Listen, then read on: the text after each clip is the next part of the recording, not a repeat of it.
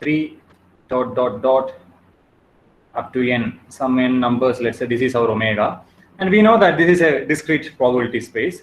And next concept is events. Okay, if you have a set, the events are subsets. Okay, event I call A is nothing but A is equal to 2 to the power omega in this particular case, since we are dealing with the finite discrete case. Okay, so this is just all the subsets of omega.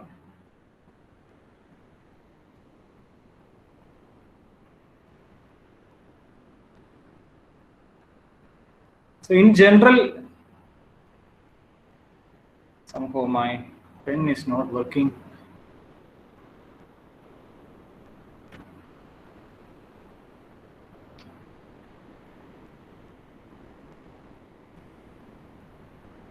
In general, it will be a sigma algebra if you are aware of measure theory.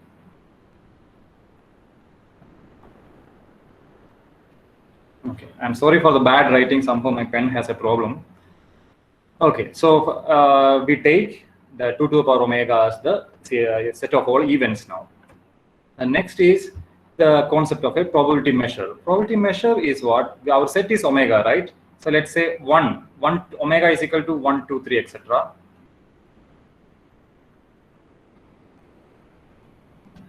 up to n.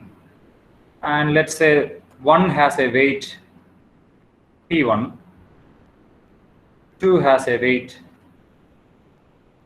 P2, dot, dot, dot. N has a weight Pn, where Pj is greater than or is equal to 0. Summation j is equal to 1 to n, Pj is equal to 1. This is a basic probability. So this particular setup, when omega is 1 to n and probability is given by Pj's, we write P is equal to P1, P2, dot, dot, dot, Pn. Okay, we use this notation today. Okay. So this is probability space, events, and probability measure in our today's setup. Now, what is a random variable? Random variable is a function f which is defined from omega to r. So in this particular setup, when omega is the set 1 to up to n, f is again given by a vector. We write f is equal to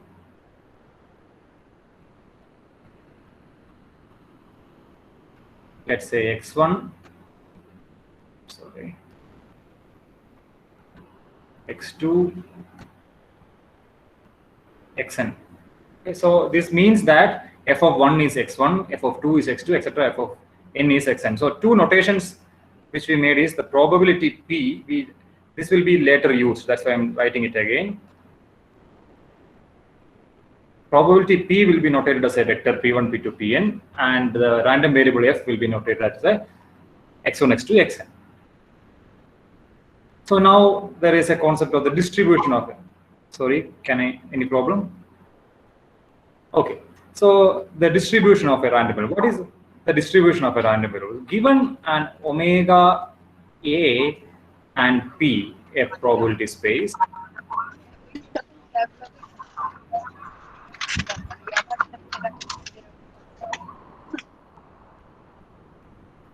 yeah, and is anybody trying to ask a question? There are.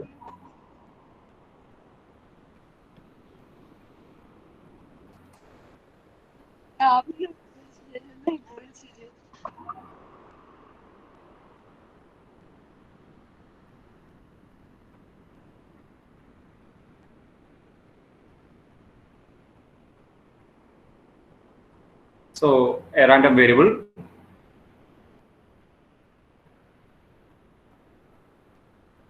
Then this produces a measure on the real line. There exists a probability measure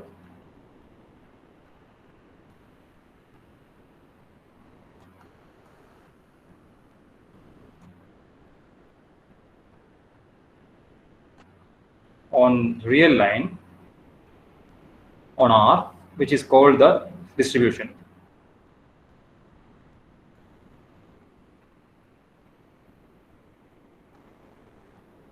How to get this measure? So what you do is that you consider the pullback. It is the pullback of the function f. So since you have f, so if you are given a E subset of R,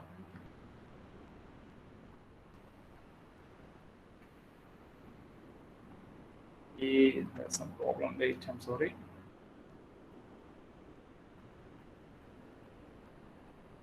E subset of R.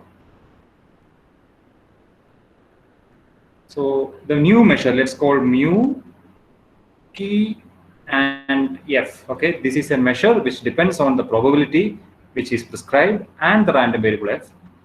This mu of this set E is nothing but the probability of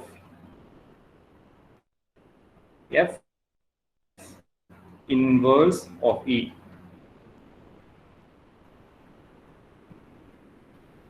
So you this in our setup, this is all very simple facts only, but you can check that this is again a probability on the real line, and E, whenever in this talk I say about a subset, okay, of R, this will be a Borel subset. What something called a Borel subset. I will just tell what it is. This is just some subsets which are generated by the intervals, okay? Intervals and unions plus intersection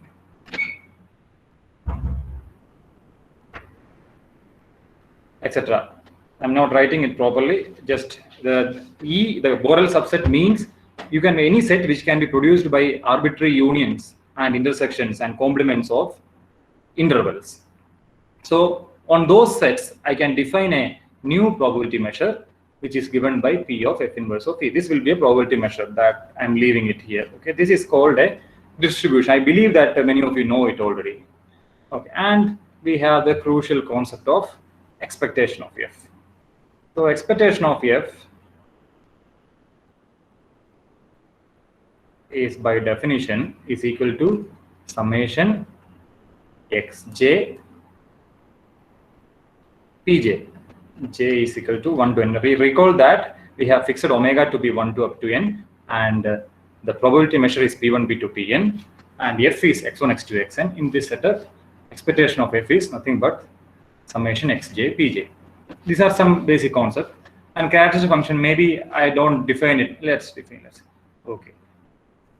P of f is equal to expectation e to the power minus I t f. Okay.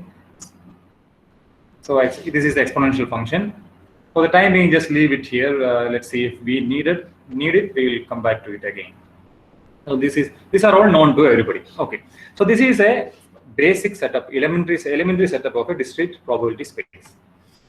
Now, in the 1930s, when quantum theory was developed, they found out that the quantum particles, that means the atomic particles, which are very small in size, those particles, when you try to measure them, they don't follow this setup. When you are trying to measure the suppose, let's say, position or momentum of a particle, and try to see the probability of finding a particle in a particular region, in those kind of problems arise in the quantum theory, they found out that this kind of a probability setup, okay, which the notion of probability which they had already had was not working.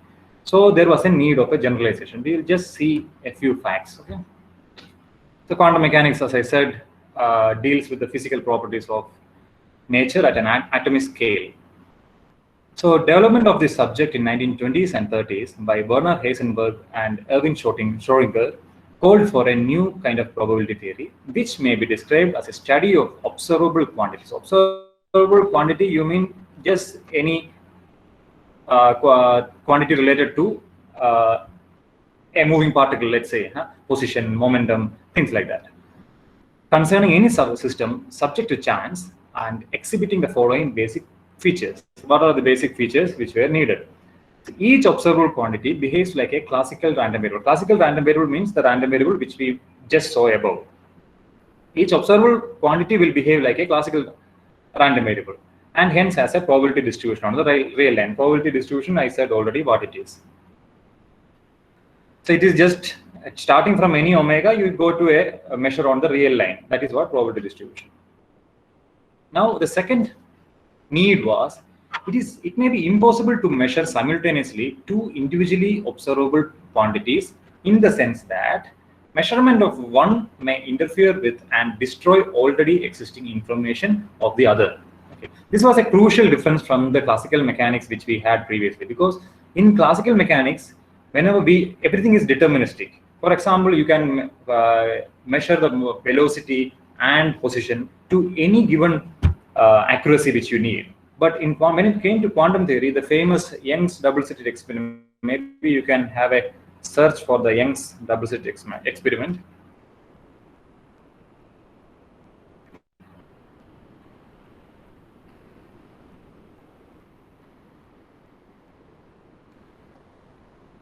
So maybe also you can look at Feynman Lectures, Volume 3.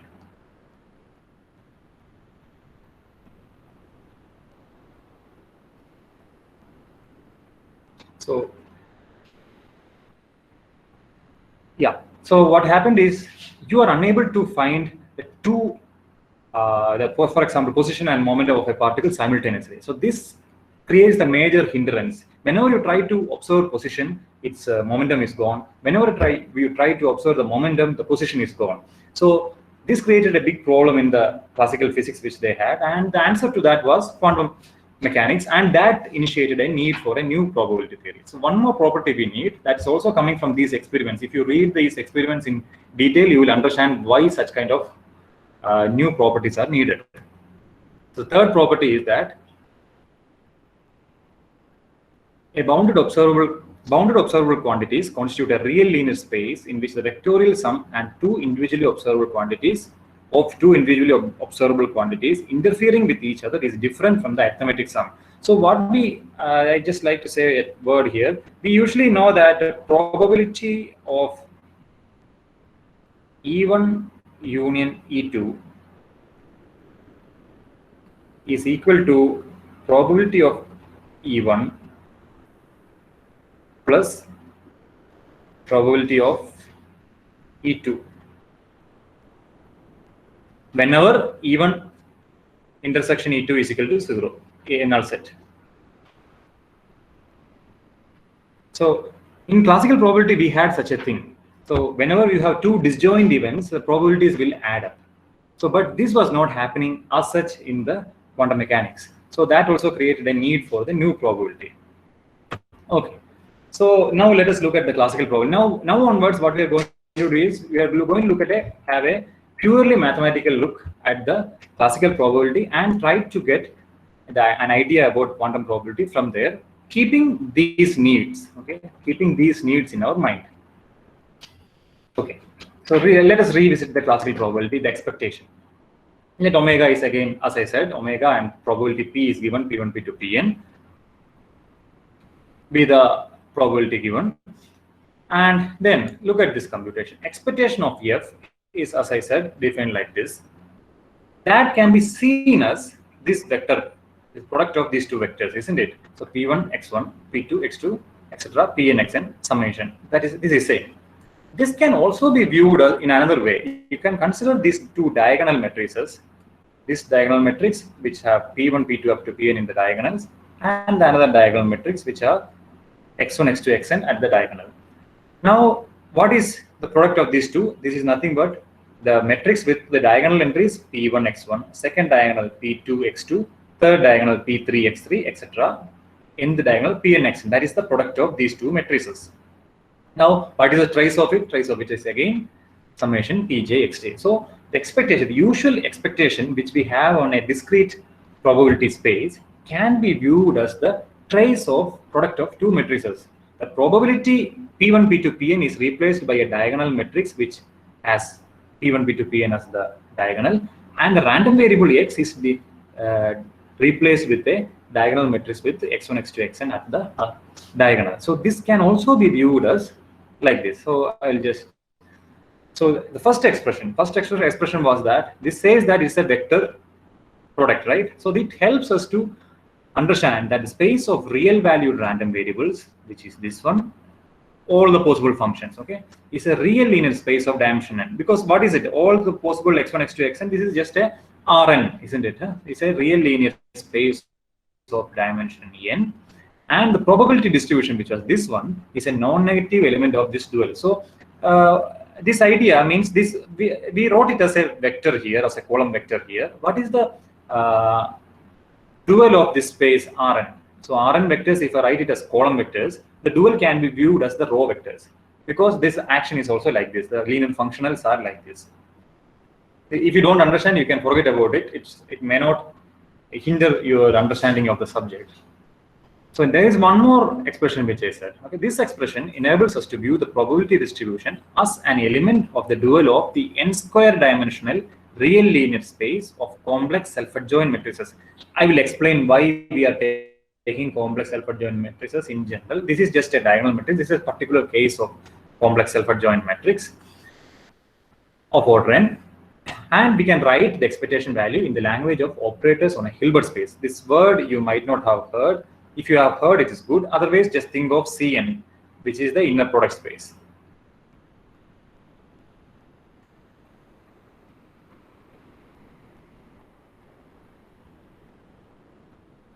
So whenever I say Hilbert space, you can just think of Cn, okay?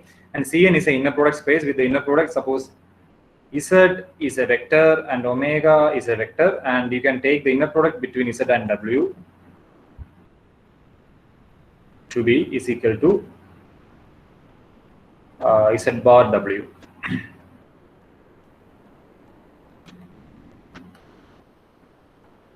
Z bar into W. Z is a vector. You should remember Z is a vector. This is nothing but summation Zj bar Wj, where Z is given by Z1, Z2, Zn, and W is given by W1, W2, Wn. So, sorry, this bar is not there. I'm sorry for that. How can I remove that? I believe. Yes.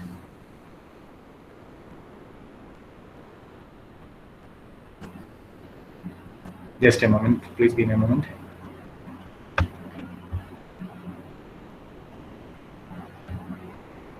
Yes. Probably now I can go. Yeah.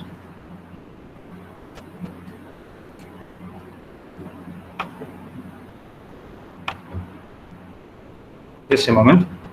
Okay. Yeah. So this is the inner product in Cn. When you consider Cn as a inner product space, this is the inner product which I am taking. Okay.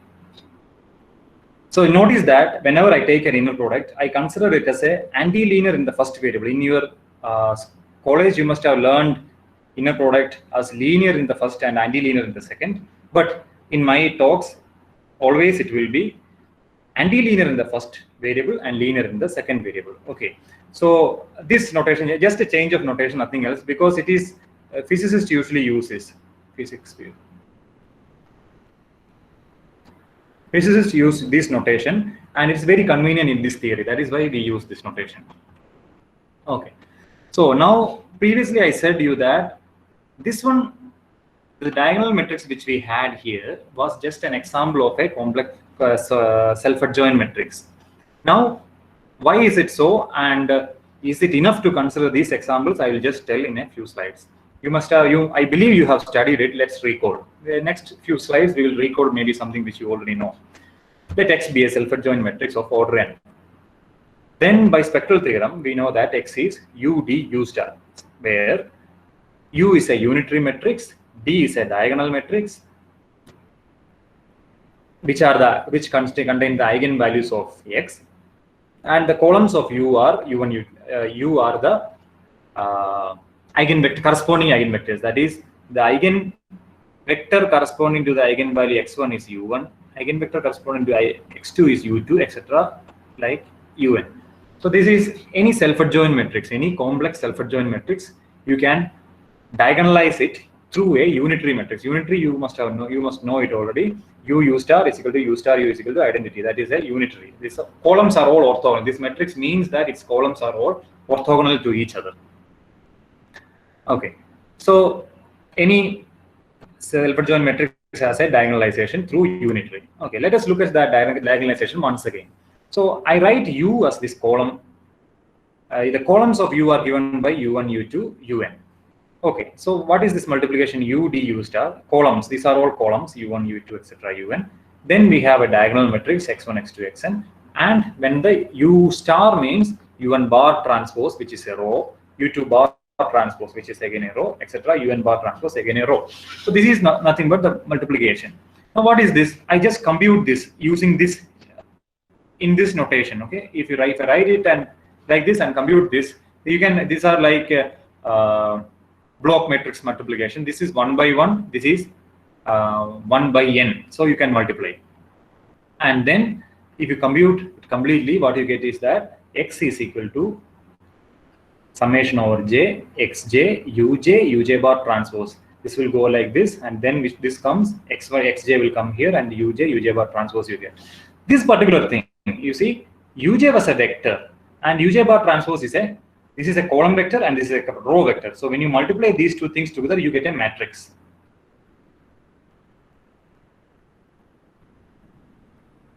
That matrix I call as Pj. Okay, Pj is uj bar uj transpose. This Pj, if you take any vector u, and if you take u transpose, a u bar transpose, okay, then this is a called a projection. This is a projection. This is an example of a projection, orthogonal projection. I will tell more about projections later, but for the time being, let's take P is equal to Pj is equal to uj bar transpose. And projection means that any matrix which has the property Pj square is equal to Pj star is equal to Pj. Pj star is the adjoint. It is the usual square. This is all same, means it's a projection. And you can further, this is an exercise. Maybe if you like, you can prove. Since our starting U was a unitary, that is u star is equal to u star u is equal to identity, you can show that all these matrices Pj's have the property that range of Pi is perpendicular to range of Pj.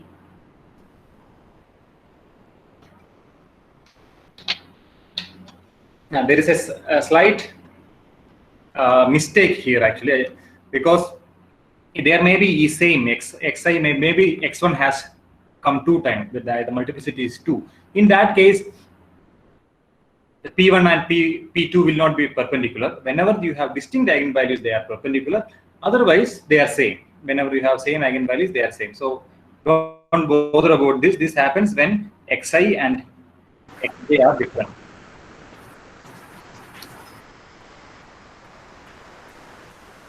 There is some disturbance. Okay. And a crucial property, whatever it may be, a crucial property is that all these Pj's, if you add together, you will get the identity matrix. That is the most important. This is an exercise which you can do just from the information given to you. If you try, sit down and do, you will get this thing. Assume that xi naught is equal to xj for all ij. I naught is equal to j for the time being. Okay. With that assumption, you can easily prove this thing. Okay. This is the structure of a self-adjoint matrix. Now I need, so what we had seen earlier was the random variable being replaced with a diagonal matrix, okay, with real entries in the diagonal, and the probability was replaced with a diagonal matrix with positive real entries which add up to 1.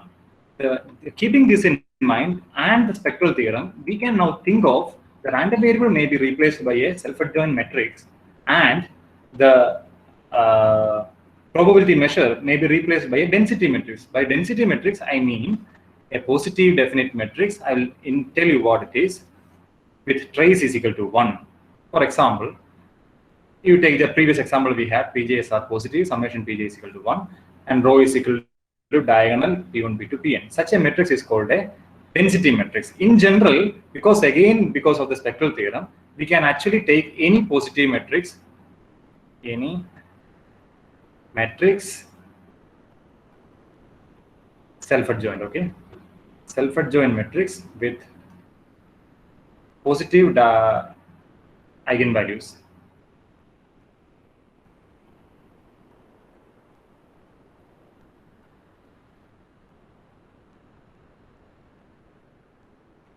Eigenvalues is called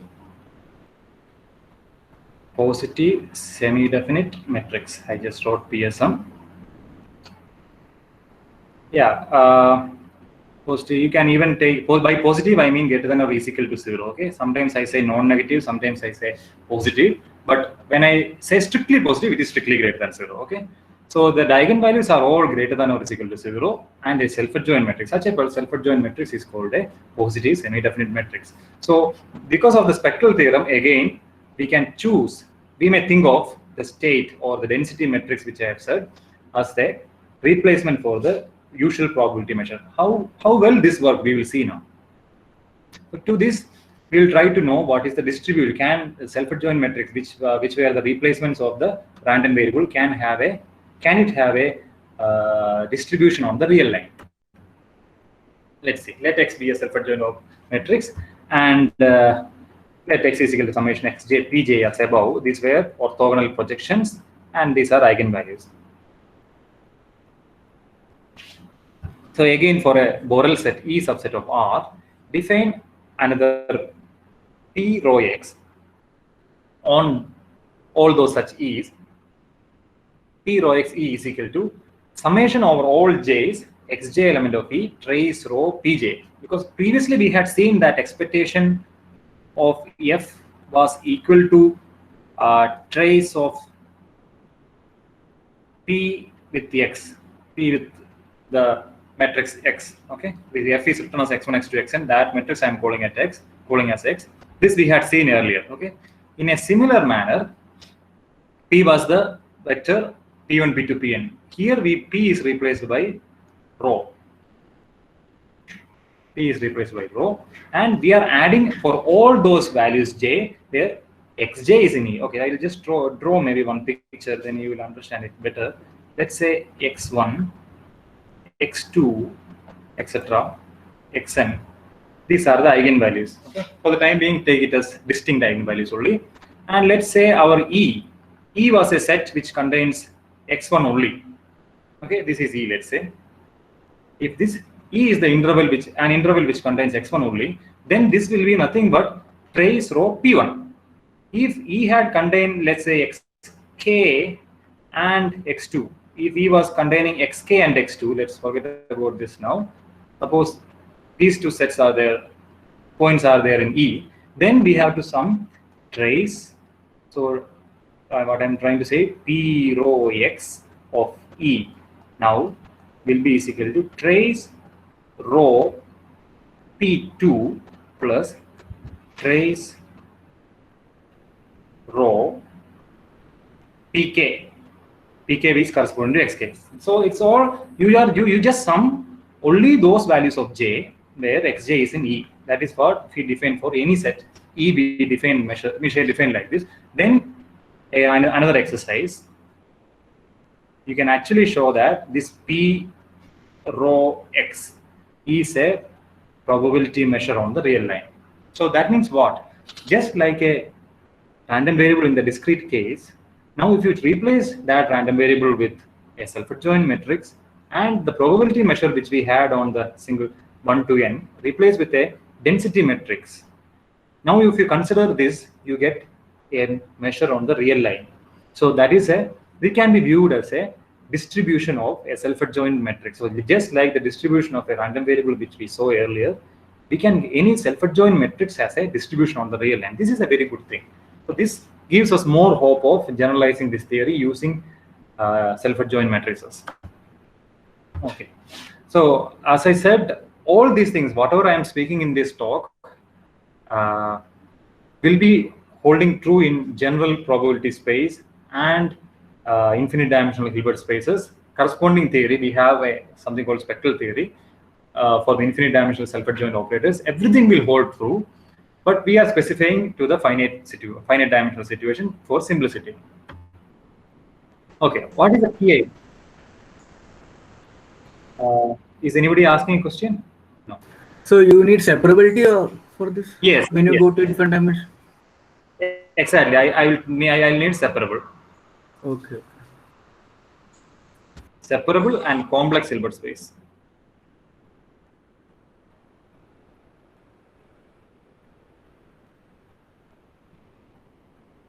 So this theory is much beautiful there, and there are a lot of applications also for the infinite dimensions. All the interesting cases, except for quantum information theory, the discrete quantum information, all the interesting cases are happening in infinite dimensions. But that requires a little more background. Probably, if you are interested, I can suggest some books.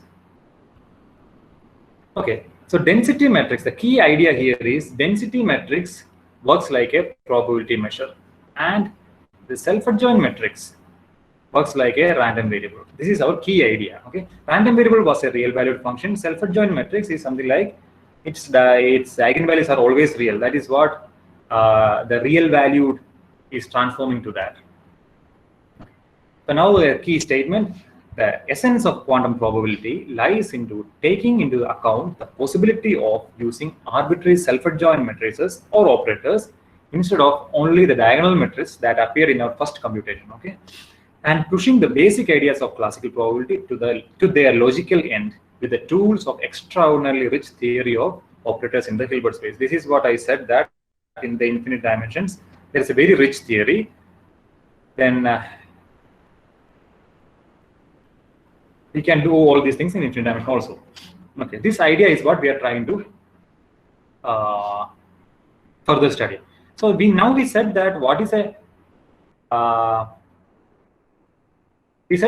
what can be a probability measure, what can be a random variable. That these two things we said. But now where should this all act? Which are the events? What are the events? Events in our classical space was just the subsets of the set which we are considering. Now, what are the events here? That is the next question which we are trying to answer.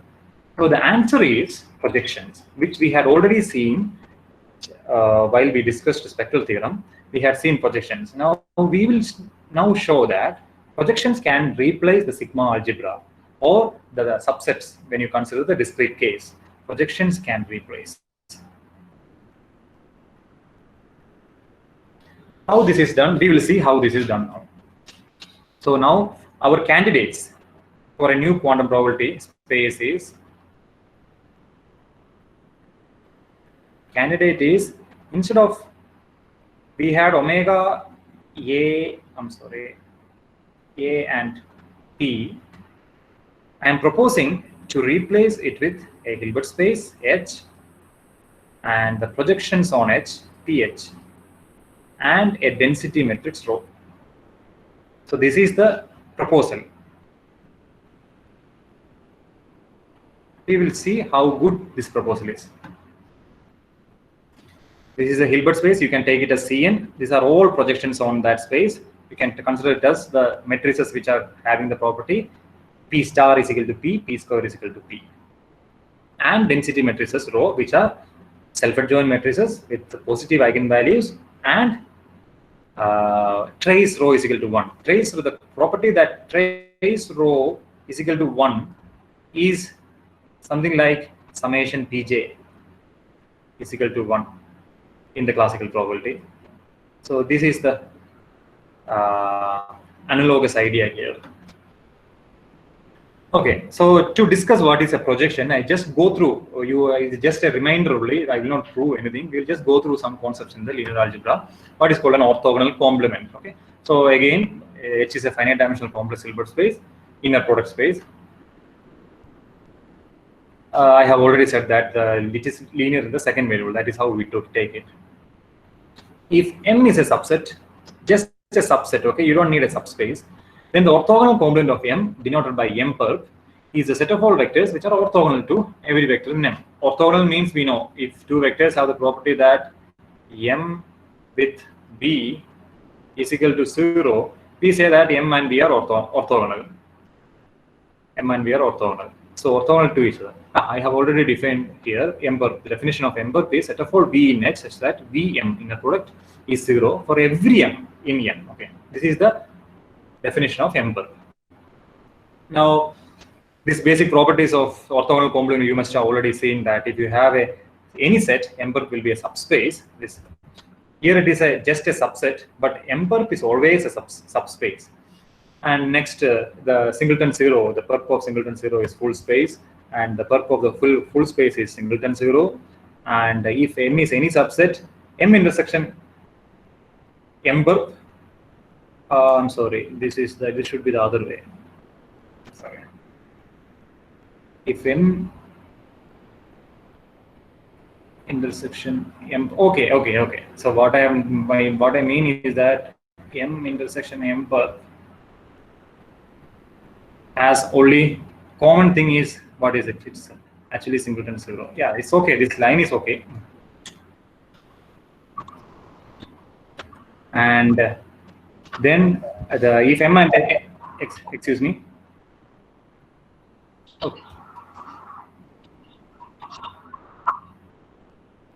Okay, let's go ahead. If M and N are subsets of H, then and M contained in N, then N perp is contained in M perp. I believe that you have studied all these things. And yeah, this is the crucial thing. If M is a subspace, okay, then H can be written as a direct sum, and this direct sum we call it as orthogonal direct sum. Orthogonal direct sum. And furthermore, some more properties. So if you have a subspace, the orthogonal projection onto M is the operator Pm. This is the notation for the projection onto M. We know that for M is a subspace, the orthogonal projection onto to M is called Pm. That I am going to define. Okay, how is it defined? I have written it here. I thought that I did not write. Okay, so using the previous last sixth one, we can write full space H as M direct sum M perp. Okay, then any vector V in the Hilbert space can be written as M plus W uniquely. Okay, M is in M and W is in M perp. Then we define Pm of V by definition is equal to M. If we define like this, this is the projection onto M. Okay. So the direct sum decomposition H is equal to M plus M perp given above shows that each V can be uniquely written in the form V is equal to M plus W with M element of M and W element of M perp. That thus PMV is a well-defined thing. Because of the orthogonal direct sum which we have, it's a well-defined thing. Some of the properties of the projection again. So Pm is a linear operator, means you can write a matrix also for that. And for any vector in U, PMU is again U only. And for any W in the perp, M perp, PMW is equal to 0. And range of PM is equal to M. And null space of PM is M perp. I'm just going fast because I believe you all know it. And this crucial property, okay, the matrix of PM and the operator of PM has this crucial property. And this is a defining property too. Okay, defining property.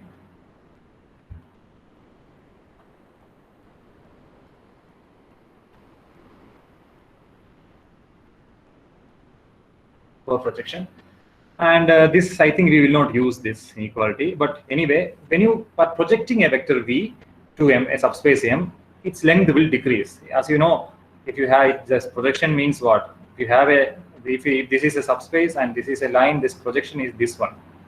Okay, this is this length, this vector you call as the projection. This will always have length less than the original vector. That's what this says. And when by projection we mean orthogonal projection only. In this talk we don't talk about any other projection. Okay, and how to compute a projection. Okay, to compute a projection we can choose any orthonormal basis for M. Okay, I'm not describing what is orthonormal basis. I believe you can understand it. And it is just this component. Okay, we know that any vector V can be written as even V, even plus etc., EM V, EM, and plus etc., or with all the basis entries. But if you start with a basis which is starting from a basis of M, and then projection M on B is nothing but this sum. Okay, you might have studied it as summation inner product V EJ. This is because I write it other way. It is because of the inner product which I took linear in the second variable. So in our setup, this is the case.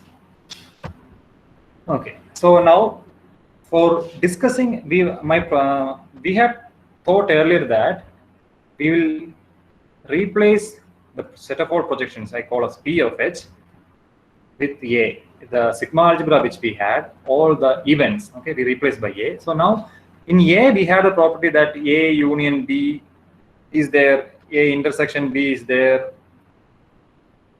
A subset of B we can say, this A complement we can say. How do you say this kind of things in this space?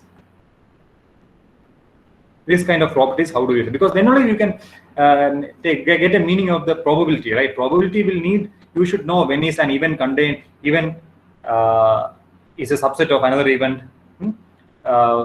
What is the at least one of them occur, the event at least one of them occur, when both of them occur, when one event does not occur. All these things you need to know. So we need to know how to develop this kind of things in projections. Okay.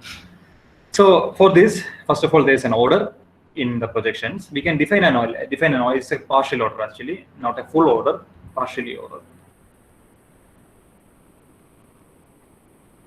Partial order means any two projections may not be posed. We may not be able to compare any two projections, but given two projections, we can say P1 less than is equal to P2 when range of P1 is contained in range. Range of P1 is contained in range of P2. This is P2 here.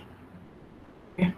So if range of P1 is contained in range of P2 as subspaces, we can say that P1 is less than or equal to P2. This I define it. Define like this. This is a partial order on P of H. Secondly, I can define, instead of like A union B, we had A union B. When A and B are two sets, we had A union B, right? Similarly, I'm going to define a sub-projection. This is called a sub-projection.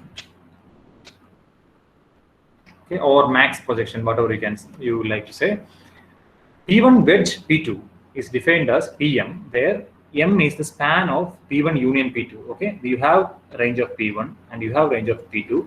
You take the union of these two subspaces. This need not be a subspace, okay? But if you take the span of this set, then it will become a subspace, and that subspace will have a projection onto it. So P1 wedge P2 we define as PM, where M is span of the union of both. Similarly, intersection we want to say. So we know we have this minimum, as I said, supremum earlier is a inf projection. Inf projection. P1, okay, this I call as P1 max. Let's call it as P1 min. Okay, P1 min P2 is equal to Pn, where n is the range of P1 intersection range of P2. See, when you wanted to get a bigger projection, what we did is you take the union and then span it. When you wanted to get a smaller projection, you take the intersection, but intersection automatically become a subspace. So you can take Pn, where n is the intersection of these two spaces. These are the supremum and infimum properties which are needed for the lattices, or similar to our union and intersection in the set theory. We will see it has more properties like that. And we write that P1 and P2 are perpendicular if range of P1 is perpendicular to range of P2. In this case, okay, this is very important. If P1 and P2 are perpendicular, then we can write P1 max P2 is nothing but the projection P1 plus P2. This is also probably you can prove this exercise.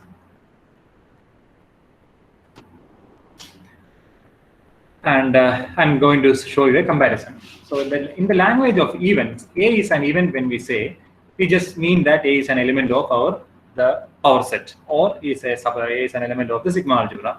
Now in the language of projections, it will be A is an element of P of H. P of H means projections on it.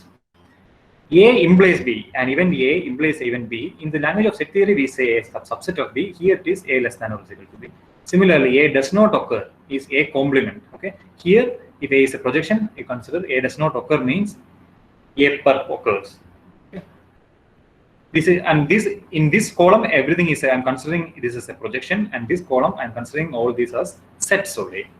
One of the events A and B occur. Okay, one of them occur means it is A union B in the classical case. Here it is like the projection to the max projection. And both the event occur means it's an intersection in the classical case. Here it is the min projection, okay, the intersection of the subspaces onto which it projects. And the event which always occur is omega here. Here this is the identity operator, okay, identity matrix 1, 0, 0. If you consider as matrices, it's identity matrix. Even which never occur, the null set. This is the zero matrix, zero operator. Because everything I want as a projection on it. Zero is a projection on it. Identity is also a projection on it. Okay. Some event A and B cannot occur at the same time. Okay. This means what? A intersection B is null set. In this means that the corresponding language is A min B is equal to 0. This does not have common things. An event cannot occur at the same time. That two events cannot occur at the same. That is the meaning. Okay. So what is a this much is fine. Everything we can say, but there is a crucial difference here. What is the difference? In general, the distributivity which we had for the unions and intersection, we know that A intersection B union C is equal to A intersection B union A intersection C. So this intersection distributes over this union, right? That we know in the general case of set theory, okay? But that does not hold here.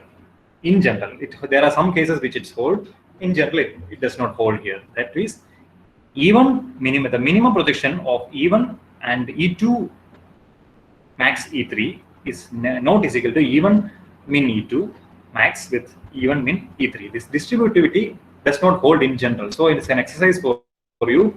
You find examples where this hold and does not hold. And one thing which we should always keep in mind is that if EI commuting, maybe I'll use this notation, commutes with EJ, then one will always hold. So if at all you want to get an example where this does not hold, then you should choose things which does not commute first of all. It's a bit tricky, but give it a try. If you don't get, you can get back to me also. Okay. So yeah, now I want to say a little more about the comparison of the three. So recall, we have replaced omega A P with a Hilbert space P H, the projections on H, and a density matrix rho. So how good this analogous theory is, we'll just look at it. It's a big page, so I could not fit it into there. Okay, I have it here.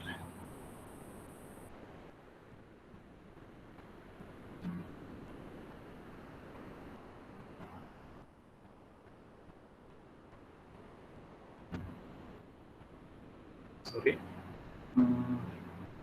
Yeah. Okay, so these are the concepts. I hope you can see this. Will I? Yes.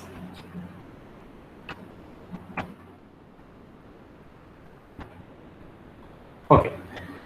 So in the classical probability, we have a non-empty set as the sample space, and here we replace it with a complex separable Hilbert space. In our case, it is just Cn, and this column you don't worry about this column first. Just think of these two columns only. Events, what are the events? Events are a class of subsets which are sigma algebra, and similarly here we have closed subspaces of Hilbert spaces or equally orthogonal projection. There is a one-on-one correspondence between orthogonal projections and the subspaces. That's why I wrote subspaces here. Here you had a distributivity here, but that generally does not hold here. Okay, next is random variable. Any random variable, we were able to write it like this previously, right? This is the indicator function or the characteristic function which you say, which takes value 1 in this set and in the complement is 0. Okay, any random variable could have been written like this whenever this is a empty set, and similarly here we can write it as projections using the spectral theorem. This is using spectral theorem.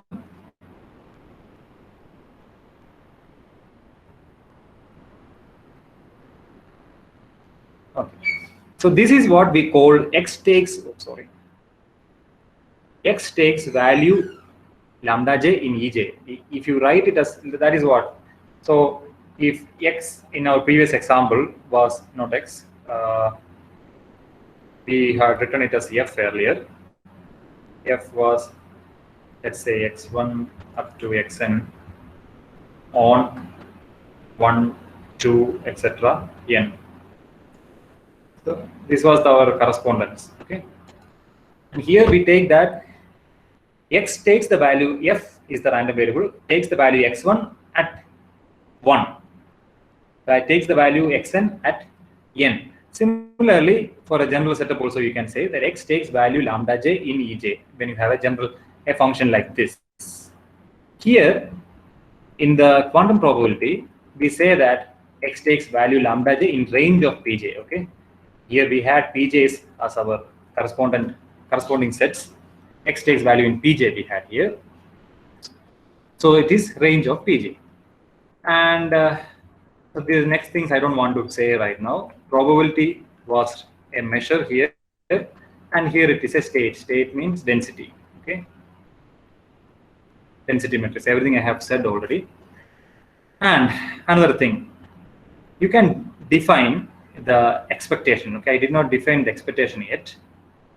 Expectation of, let's say, X. X is the new quantum random variable, which is a self-adjoint matrix, which can be defined as is equal to trace rho X, okay? This is the definition of expectation in this new theory. It is just like summation xj pj, which you had earlier, just similar to that, okay? If you compute this one using the spectral theorem, you will see that. That is again another exercise. If you want, you can have a look at it. Okay. So now a few more things I want to say from here. So how do you say that moments, covariance, etc.? Okay. So the mean of the observable is defined as trace x rho. Okay. This is as I just said earlier. And moments. Moment is what the mean of x to the power n. This is just the x to the power n rho. The crucial difference comes in the variance and characteristic function, okay? The variance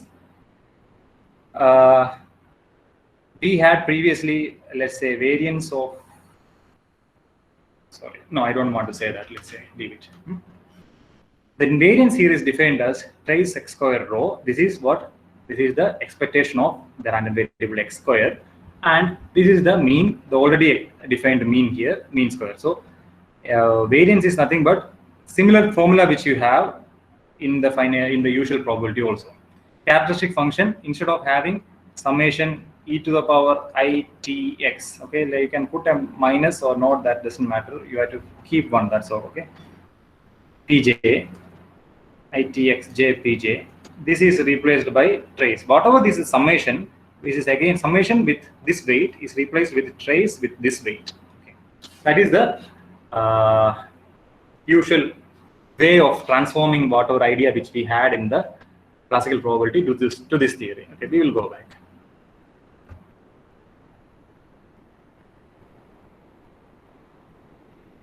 Okay. So now I want to say a few distinguishing features. We saw the similarities. What are the new features which you get here? So the theorem is, suppose E and F are projections and such that they don't commute. EF is not equal to FE. Then the projection E max F, okay, is less than or equal to E plus F, does not hold in always. This is the crucial thing. It does not hold always. So how to prove this? Tibin? Yes. How much time do I have? Up to 12:30. At 12:30 I have full. Okay. Okay, so let us discuss some distinguishing features in this new theory. Suppose you have two projections which are not commuting. Then E wedge F, this is the max projection, EF is less than or equal to E plus F, does not hold in general. So how to prove this? Now onwards we will see some proofs actually. Okay, suppose this is true. Suppose this is true. We are trying to do find a contradictions. This is false is what we want to show. Suppose this is true. If this is true, then we have the max of EF minus E is less than or equal to F. This will hold. And then and therefore what we get is F multiplied by this thing, max of E with this F minus E is equal to E with F minus E multiplied by F, because it is coming from this line. Okay. Now next, so if you compute this thing, what happens? You get two terms cancel, and you get that FE is equal to EF. But we had started with EF not is equal to FE. So this is a contradiction. So the crucial difference here is this one does not hold in general. Okay. It has an interesting corollary also. We had noticed that this is what? This is the P rho of, let's say, E and F comes from some X. This is a probability measure. This is less than or is equal to P rho E plus P rho F. Okay. This thing is not true always. This is false. This is not true always. So E and F are projections. I am saying again when they does not commute. Okay. When they commute, it is all like the classical probability theory. If two projections commute, it will just look like the classical probability. And if it does not commute, then you get the new ideas. That is what we precisely need in the quantum theory. That is why it is otherwise called non-commutative probability also. Okay. So let us see the proof of this. So did I write the same statement? Yes. Okay. So we want to show that. Sorry, this I wrote 2 times. I'm sorry. Yeah. Okay. So we want to show that this does not hold.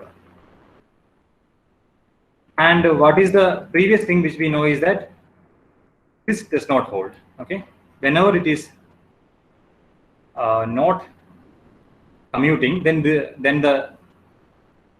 this line does not hold, we know.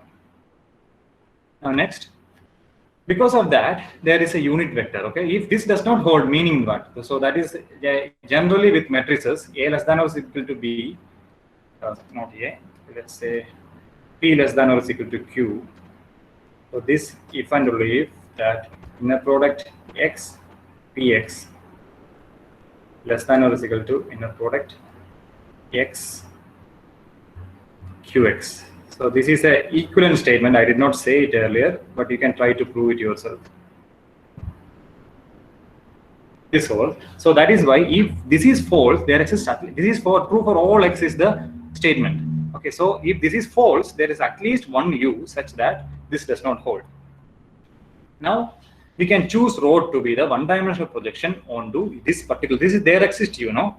There exists a unit vector U such that you can choose rho to be the one-dimensional projection. So there is a, if U is there, there is a span of U, isn't it? Span of singleton U. This is a subspace. This is what I call a CU. Okay, this is a subspace, and since this is a subspace, there exists a projection. Okay, that projection we call it as rho. And you know, since it's a projection, it has always trace 1. Okay, that is rho is self-adjoint, rho star is equal to rho, and rho is trace rho. It's equal to 1 also you have. Then is a simple computation. Suppose we have trace of EVF rho is equal to what? By definition, okay? By definition, this will be, because rho is what? Rho is a projection onto U. So if you compute, you should do a small computation, okay? And to see that trace of EVF, I mean the max projection EF with rho is nothing but U EV U, because it is actually rho is given by U. And then because of that, so we know also trace of E rho will be the same computation. Whatever you do here, this will again show you that trace of E rho is equal to E EU. This is again the same computation. Similarly, you have again this one. Now put back everything here. You get the required result that this is not true. I'm sorry. Required result that this does not hold always. Okay. I'll send you the file if needed. And yeah.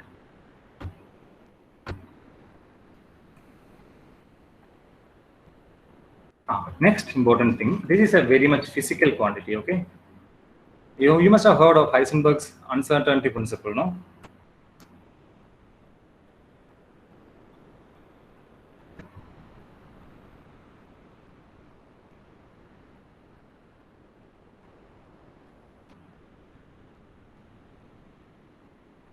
If you ask any physics student, they will know this. The same thing, through this theory, you can obtain mathematically. Okay, this was a proposal initially by Heisenberg using physical ideas, but you will get a perfect proof of this thing using the quantum probability. Okay. So what is the theorem? Let's X and Y be observable. So the name observable, okay?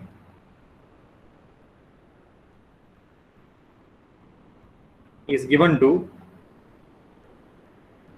quantum random variables.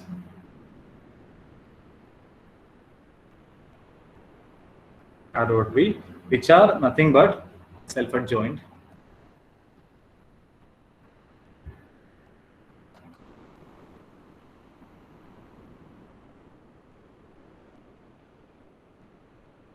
Self-adjoint matrices. Okay, so observable means just a self-adjoint matrix. You know why it is so? I said earlier when we said about the need of a generalization, we mentioned that observable quantities, right? Observable quantities are always real valued, and that is why this we take in self-adjoint matrix. I already told. So this given the self-adjoint matrices are given just a new name called observables. There is nothing new in this thing. Let X and Y be two self-adjoint operators. You can self-adjoint matrices. You can think. And let rho be a state. State means the corresponding thing of the probability in H. Assume that trace rho x is equal to trace rho y is equal to 0. This is nothing. This is what expectation of x, right? Expectation in rho of x. This is nothing but expectation. That by definition, this is also the same thing. Expectation of x and expectation of y are 0. This is just changing the sender. In classical probability also we do. If you change the sender, you can make always the expectation to be 0. Then you get this inequality. Variance of x times variance of y will always be greater than or is equal to 1/4 trace rho I times xy. This xy is nothing but the commutator xy minus yx.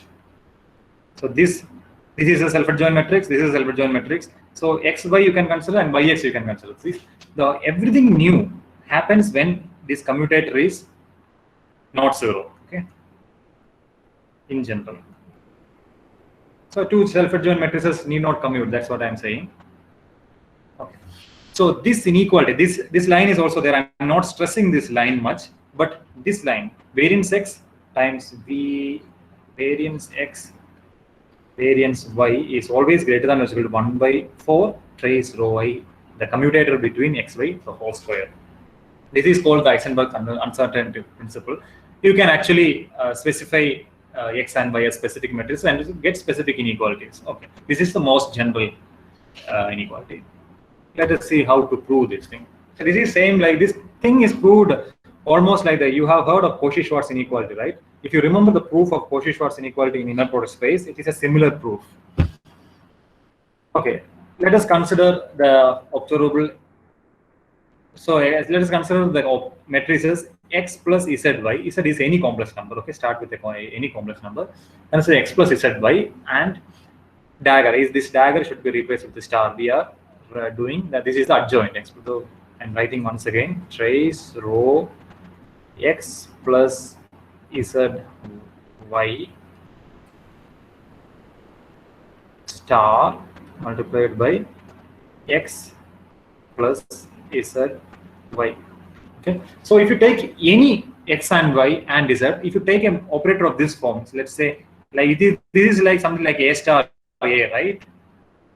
This is like a star a. This will be always a positive definite matrix. So this is a positive operator. So this is we are taking the expectation of this operator. Okay, that is positive always because you know this can be written as this is equal to what? Trace x plus z y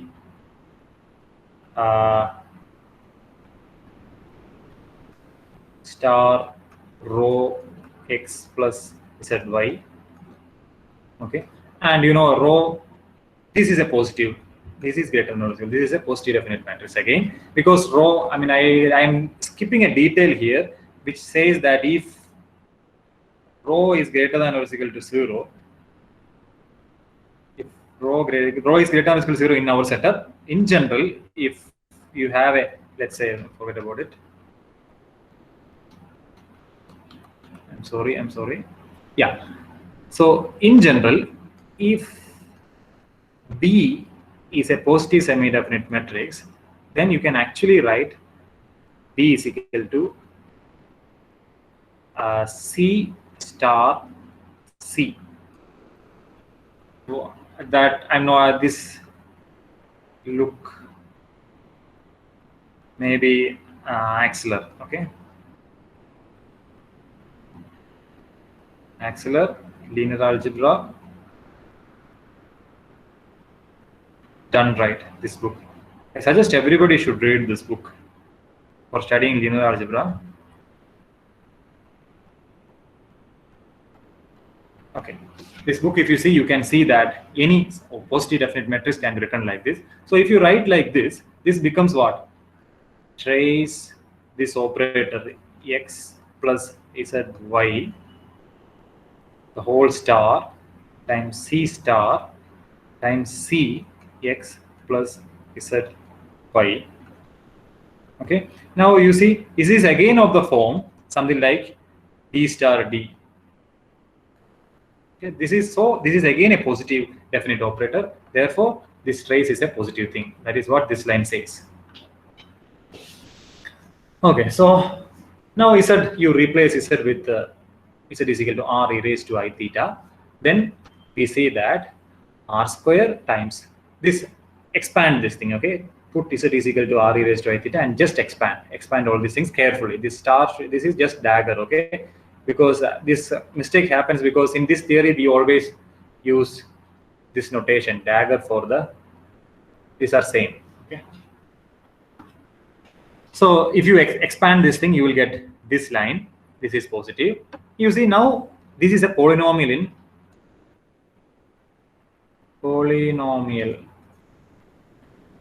in R, okay?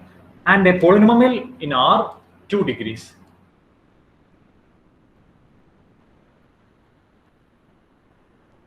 So this is a quadratic polynomial, and which is always greater than or equal to 0. What do you infer from that? A second degree polynomial is given to be always non-negative, so it can have at most one root, isn't it? Huh? So if you don't know, you should have a look at it. You should learn why is it true. The left hand side is a degree 2 polynomial in the variable r. Since it is always non-negative, it can have at most one root. And now you can talk about the discriminant. What is it? Okay. Therefore, we know that ax square, let's say ax square plus bx plus c, this is always greater than or equal to 0, implies we know that b square should be less than or is equal to 4ac. Okay.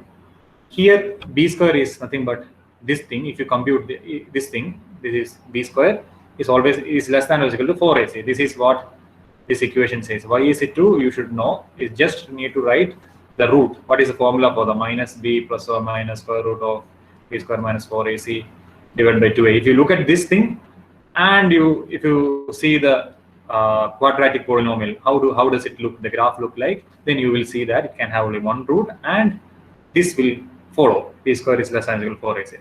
In this particular case, if you write, there is a b square has a 2 here and 4ac will have 4 here. So this 4 will cancel and you will get this thing. And this line again. So again you expand this line, okay? Just expansion of this line because of the e to the power I theta here and the real part, you will get this to be is equal to cos theta plus trace rho xy plus yx by 2 and trace rho I xy minus yx by 2. So this was the term.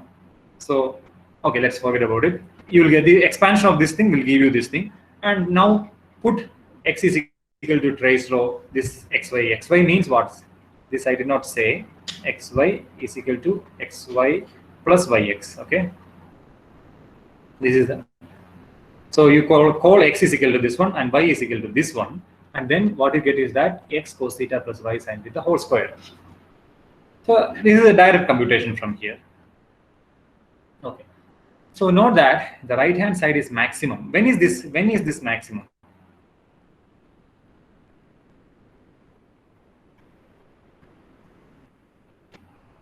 When is this maximum? So you have to do this exercise.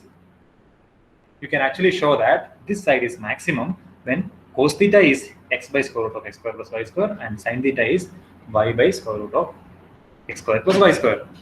And if you put everything back, you get what you wanted to get here. What was that? Yeah. Then you get this inequality.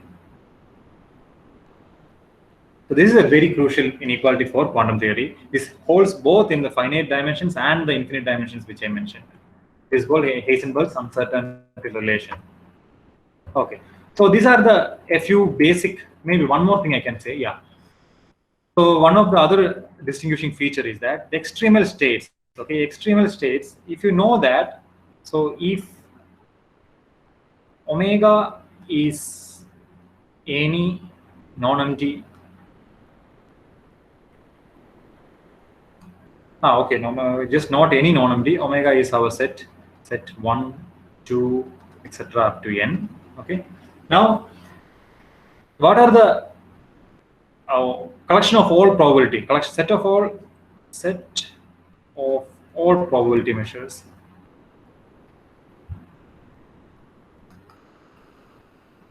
Probability measures on omega is a convex set. So I did not define what is a convex set. If you don't know what is a convex set, forget about it. You can you don't have to think about this slide. If you know what is a convex set, then you can actually prove that all the probability measures, if you take on omega, this is a convex set. And if every convex set is actually made up of its extremal points, extreme points of the convex set. So that is what this extremal states. Okay, the extremal states are called pure states. Okay, the extremal states here are the one-dimensional projections. Okay, extremal probability. Okay, in the omega case, in the classical case, extremal probabilities are the delta functions. This is like if you have this is like delta xi.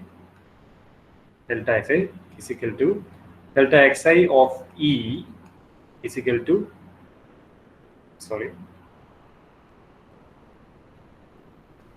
0 if xi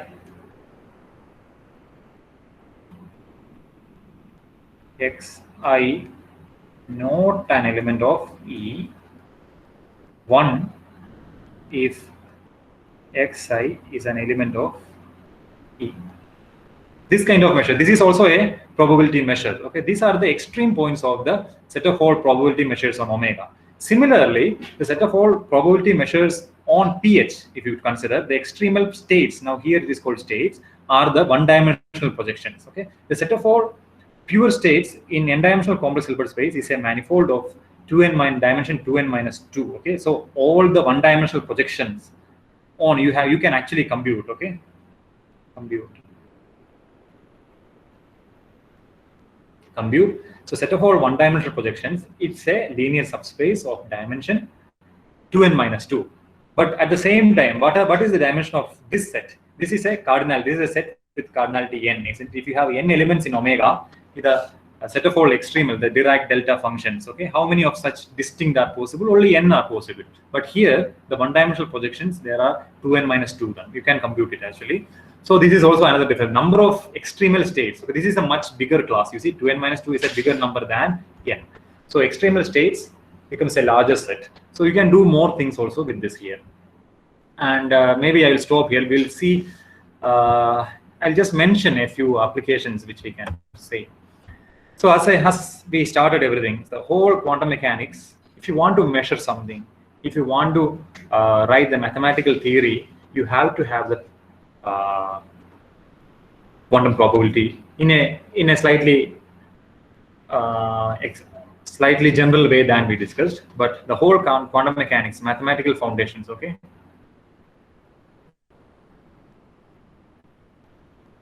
Mathematical foundations of quantum mechanics is based on the quantum probability which we described. And you must have heard of quantum computers, isn't it? Because it had come in the news recently. Quantum computers are, I mean, the human beings are trying to develop something called quantum computer. That is a computer which is going to work with the principles of quantum mechanics. So there you need a computer science for that. Just like the usual computer science which we have already, which is depending on the mathematics which was developed in 1950s, this new quantum computers, this is going to be the theory of these new quantum computers, the computations which we are going to into quantum computers is going to depend on this theory, okay? So quantum information, that theory is called quantum information theory. And in building quantum computers, not in building quantum computer is an engineering problem, but working with a quantum computer and the theory of a quantum computer depends on this quantum probability which we defined. And okay, so now I will suggest some books if you want to read more. So this is a classic book. Yeah, one more very proud factor which we can have, which we all Indians can have, is that one of the pioneers of this subject, one of the persons who have worked a lot, who have become so a pioneer in this subject, is Professor K.R. Parthasarathy. He's an Indian. He's an Indian mathematician. He's alive now also. So his book is a classic book in this subject. You can have a look, but it will require some higher mathematics, like at least the spectral theory of unbounded operators you will have to know. And then another book, this is again by K.R. Parthasarathy. There is a book called Lectures on Quantum Computation, Quantum Error Correction Course, and Information Theory. This is a much lighter book. This is a slightly heavy book because it requires more background, but this book is a very light book which you need only linear algebra, because the kind of things which we discussed today, I took many of them from here, linear algebra and plus probability theory. So these two things, if you know, you will be able to read this book, maybe with some difficulty. Of course, you will have to work. And another book on quantum probability is this by Paul-André Mayer. He was also a pioneer of this. He's yeah, I don't know whether he's alive. I don't know. I'm sorry. Yeah. Anyway, this book is also very famous. And yeah. So one more book I want to say, if you want to study quantum information, so maybe one more book I will say, Nielsen and Chuang, Quantum Computation.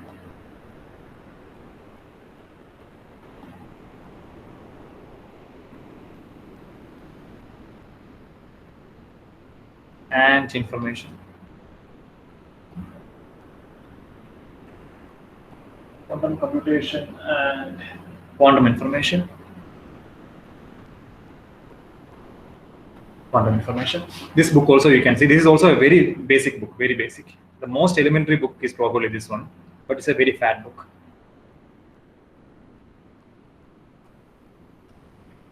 Just linear algebra and little bit probability theory, if you know, you can actually read this book. It's a very fat book, but very good. Thank you.